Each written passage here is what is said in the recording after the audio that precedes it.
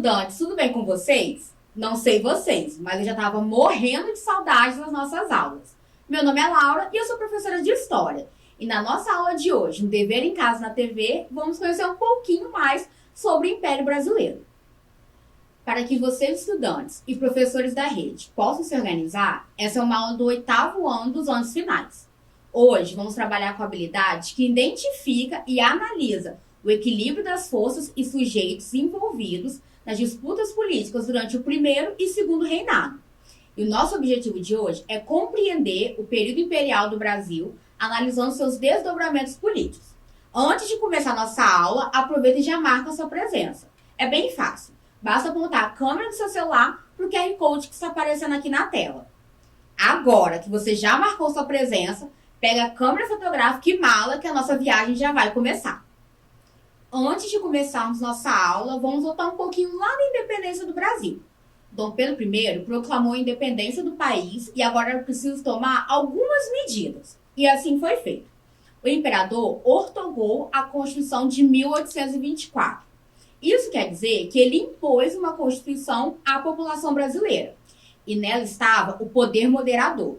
Com ele, o imperador estava acima de todos os demais poderes e poderia intervir neles caso achasse necessário. A Constituição, em especial o poder moderador, garantia ao imperador um forte autoritarismo, o que foi a ponta do iceberg para a crise do primeiro reinado. Dom Pedro chegou ao poder para atender às necessidades de uma elite desesperada que morria de medo de perder a liberdade econômica conquistada. Porém, a forte centralização do monarca contradizia essa elite que ele jurou proteger. Além disso, a forte presença de portugueses entre os políticos dava aquela impressão que o imperador estava sempre dividido. E assim formou-se o Partido Brasileiro, que fazia oposição ao imperador, e o Partido Português, que apoiava o monarca. Mas, se vocês estão achando que acaba por aí, estão muito enganados. Dom Pedro travou uma guerra contra a atual Argentina pela província da Cisplatina. A província fazia parte do território brasileiro. Porém, um grupo separatista declarou a separação da província do Brasil e a união com a Argentina. Os gastos em quase 3 anos de guerra levaram o Brasil a uma grande crise econômica. E, no fim, Brasil e Argentina concordaram em abrir mão da província. Foi assim que surgiu a República Unida do Paraguai. E isso manchou a imagem do imperador. Calma, porque o balde estava prestes a transbordar. E a última gota d'água foi a falência do Banco do Brasil. Os enormes gastos com a guerra e com crises sucessórias lá de Portugal, além dos constantes empréstimos com a Inglaterra, fizeram o Banco do Brasil pedir falência. A imagem do imperador, que já não era bem quisto, piorou ainda mais. Ele até que conseguiu se segurar no trono até 1831, mas o escândalo da morte de um opositor político foi a cereja do bolo. Dom Pedro viu-se obrigado a abdicar do trono brasileiro em favor de seu filho, o príncipe Pedro de Alcântara do Brasil. Durante a regência trina provisória, o objetivo era acalmar a população e a elite após a abdicação de Dom Pedro I. Antes de sair do trono, o imperador havia dissolvido o Conselho de Ministros, e durante a regência, esses ministros foram restituídos. Foi construída uma assembleia para a criação de leis regenciais, e os presos políticos do primeiro reinado foram todos anistiados, além de diversas tentativas de barrar as agitações ocorridas na época. Esse período durou apenas 2 meses e foi o marco do início do governo regencial.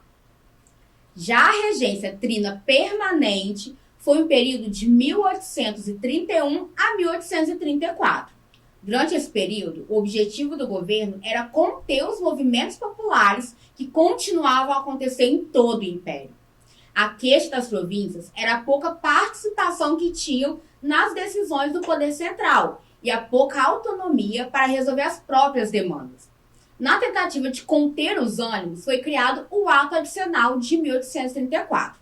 Entre as medidas estavam o fim do poder moderador, a formação das assembleias legislativas das províncias e o aumento do poder do presidente da província com a nomeação do imperador e a criação de uma regência una.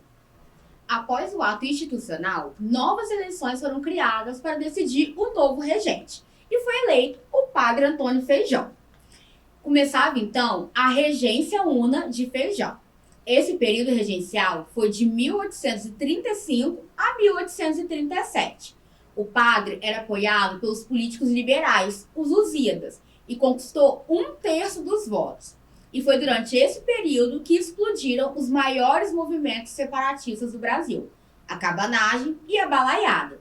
Por conta desses dois movimentos, o poder do padre Feijó enfraqueceu. Em 1836, ocorreu então uma grande divergência política entre os liberais e conservadores. Feijó resolveu então por dissolver a Câmara dos Deputados e renunciou ao cargo em 1837. Após a renúncia de Feijó, uma nova eleição foi convocada e Araújo Lima era eleito o novo regente. Essa vitória do Partido Conservador, os Saquaremas, ficou conhecido como o Regresso Conservador. Isso porque, durante seu governo, toda aquela autonomia criada pelo Ato Adicional de 1834 foi revogada. Voltava o poder a ser centralizado. Foi durante a regência de Araújo Lima que um grande montante de verba foi direcionada para sufocar as rebeliões separatistas. O governo dele durou de 1837 a 1840 e só terminou após o golpe da maioridade. O golpe da maioridade aconteceu em julho de 1840. Mas vamos voltar um pouquinho.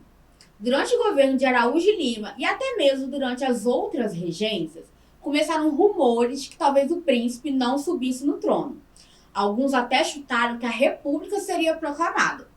Por isso, em 1837, foi criado o Colégio Dom Pedro II. Parece apenas uma simples inauguração, mas acontece que com a criação do Colégio Dom Pedro II, já era um anúncio que se teria um novo imperador. Eis que chega então o mês de julho de 1940. As revoltas provinciais estavam cada vez maiores. E apesar da Constituição de 1824 falar que o novo imperador só poderia assumir o trono quando completasse 18 anos, já existia o Clube da Maioridade, onde era composto por diversos políticos liberais e outros que eram a favor da ideia de antecipar a coroação do príncipe. E assim foi feito. Em 23 de julho de 1840, iniciava o segundo reinado brasileiro. Com apenas 15 anos de idade, subia ao trono o segundo imperador do Brasil. Mas deve estar se perguntando, Laura, qual a diferença entre Dom Pedro I e Dom Pedro II? Por que o jovem imperador era tão querido? Então, gente, Pedrinho, para os íntimos, havia nascido aqui no Brasil. E para o povo brasileiro, que sempre foi controlado e governado por portugueses, ter um imperador brasileiro era quase que um sonho impossível. E além disso, toda a população se sensibilizava com a história de Pedrinho. Prepare um lenço. Poucos dias após o seu aniversário de 1 ano, em dezembro de 1826, a sua mãe, a imperatriz Leopoldina, faleceu. Para Dom Pedro I foi um baque, e o pequeno príncipe, que já não ocupava muito espaço na agenda do imperador, passou a cada vez mais viver cercado apenas por empregados e professores. Mas em 1829, Dom Pedro I casa-se novamente com Amélia de Lensburgo. Diferente da imagem da madrasta má, a imperatriz Amélia era muito atenciosa com Pedrinho. Diferente do que todos que viam ele como um futuro imperador cheio de responsabilidades, ela enxergava apenas como um menino assustado e com medo. Em 1831, quando o príncipe tinha apenas 6 anos incompletos, Pedro I precisou voltar para Portugal e deixou o príncipe aqui no Brasil. Agora vocês imaginem, ele era apenas uma criança que já havia perdido a mãe, agora perdeu o pai e a sua única referência materna. A população brasileira sempre foi muito solícita com o príncipe. Olha só um pedacinho da carta que a imperatriz Amélia fez para o príncipe. Meu filho do coração e meu imperador. Adeus, querido menino. Delícia da minha alma, alegria dos meus olhos. Filho que o meu coração tinha adotado. Adeus para sempre. Eu falei para vocês que ia precisar de um lencinho, né? Mas lágrimas à parte, Dom Pedro II assumiu o trono brasileiro e começou um novo jogo político no país, o chamado parlamentarismo às avessas, onde o imperador controlava um rodízio entre liberais e conservadores, igual aqui na imagem ao lado. E voltou também o poder moderador. Mas isso é assunto para outro dia. Mas, para vocês já irem se preparando, que tal vocês darem uma pesquisada no que foi o parlamentarismo às avessas que Dom Pedro II fazia? Depois que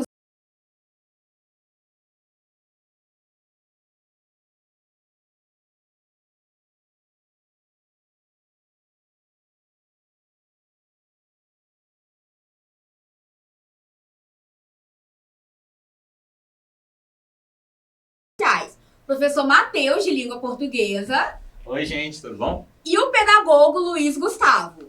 Olá, pessoal. Antes da gente começar, eu vou explicar para vocês como que vai funcionar. Vocês terão essas plaquinhas e vão ser 3 perguntas de verdadeiro ou falso. Se vocês acharem que é verdadeiro, levanta a parte verde, falso a parte vermelha. E se você de casa ainda não marcou presença na nossa aula, não perde tempo. Basta apontar a câmera do seu celular para o QR Code que está aparecendo aqui na tela. Questão número 1. A primeira Constituição do Brasil foi ortogada, isso é, imposta, em 1820.